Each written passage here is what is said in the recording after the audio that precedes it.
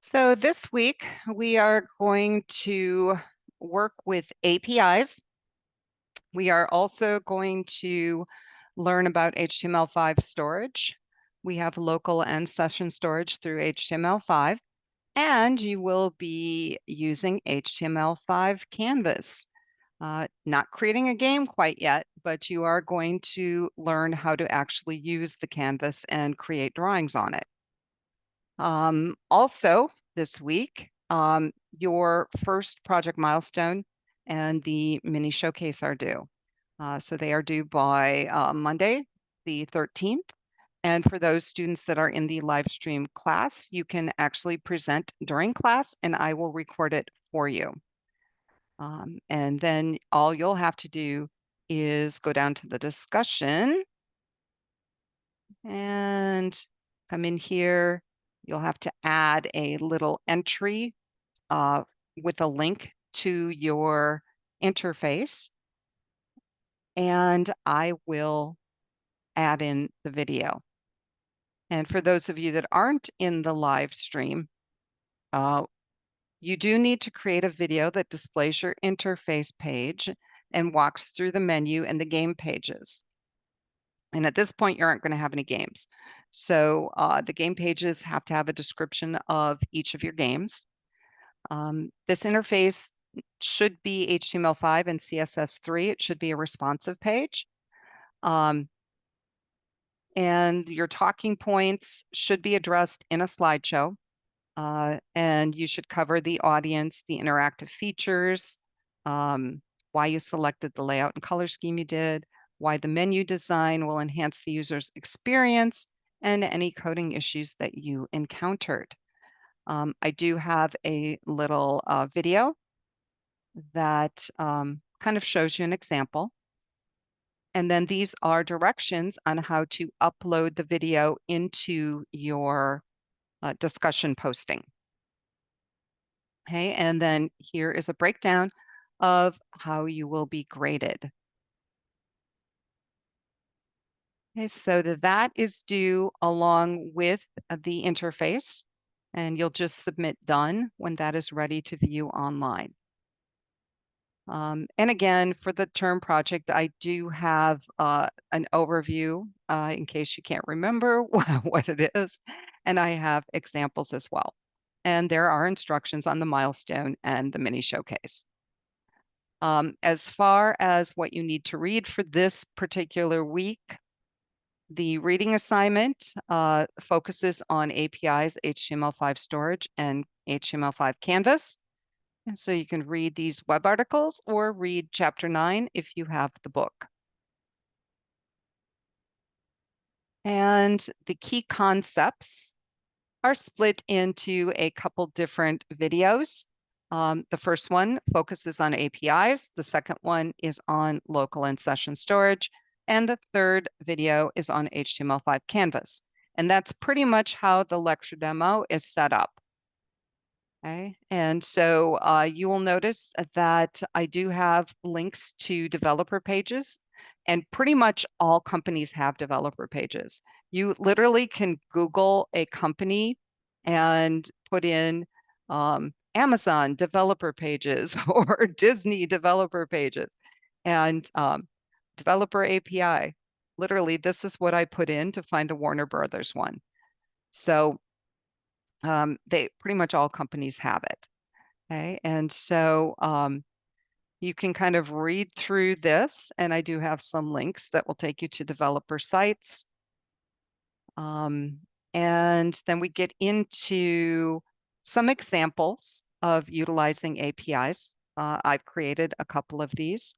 Unfortunately, right now, we don't have a lot of permits at the Traverse City site, so that one's going to be kind of boring, but the other ones are interesting. I've got this weather forecast one. Google Charts is kind of nice because it's an API that does not require a key. So for those of you that don't want to have to register at any of these sites, that might be a good option for you in the assignment that we are going to be doing. So as you go through here, lots of examples, and the video does go through explaining all of the code to you. As far as the programming assignment, you will be creating a logo using Canvas. And you can see here's my little my logo. Do not create mine. You guys need to create your own. So this is just an example. Okay, you guys will do your own. And it can be whatever you want. And there are some minimal requirements, I believe, in here. So make sure, you have it should include a circle or a curved shape, a rectangle, a triangle, and either a filled or stroked text. You should fill in at least one of the shapes with color, and you should increase the stroke width of one of the shapes. So not a lot of requirements on this. And then to learn about using local and session storage, you're going to create a form that stores 4 pieces of information in local storage.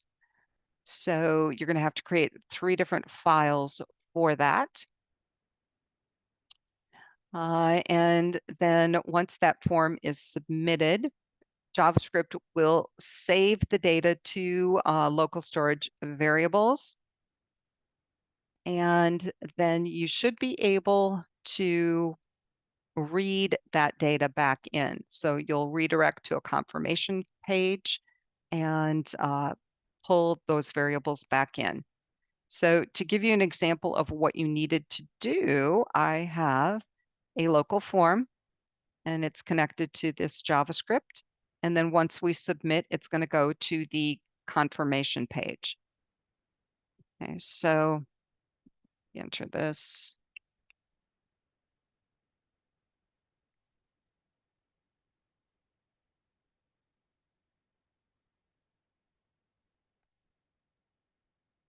Okay, so it's pulling this information from local storage. Okay, and so here is the code that is pulling that information. And if we go back, you can see in local form.js, this is the code that is saving it. Okay, so this is my example. You guys are going to do something similar. And then you are going to copy these and save them under different names. And you're going to basically do the same thing with session storage.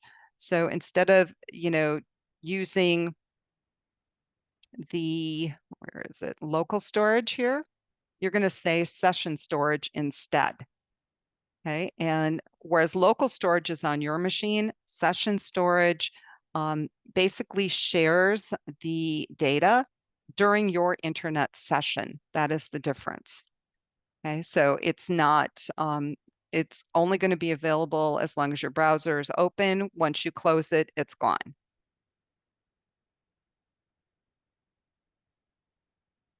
Okay, and so then your last little exercise is to find and use a simple API.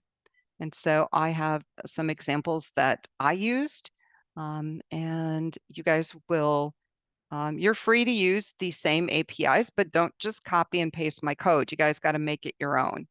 So, I mean, I don't want to see a weather one with exactly the same things as mine.